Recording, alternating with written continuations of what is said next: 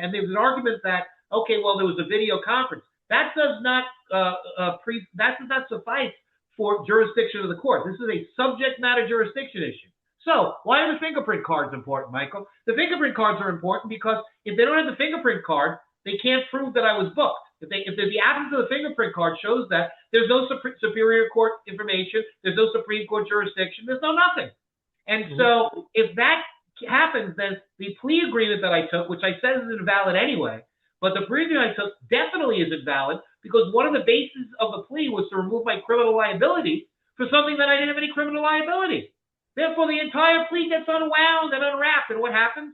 This case goes away because it's past the 5-year statute of limitations on the supplemental criminal information for saying that I robbed the client when I didn't rob the client and the money was totally safe.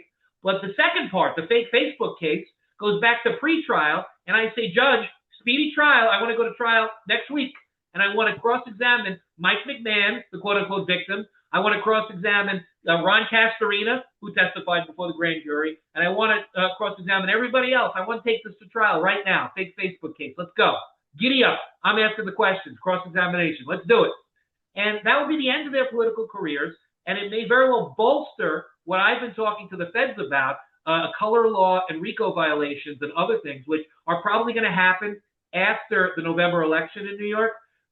Tish James is under investigation as well up in the Northern District. This stuff and the indictments and everything else will come down, mark my words, after the November elections. It's common practice in the United States U.S. Attorney's Office for the election season.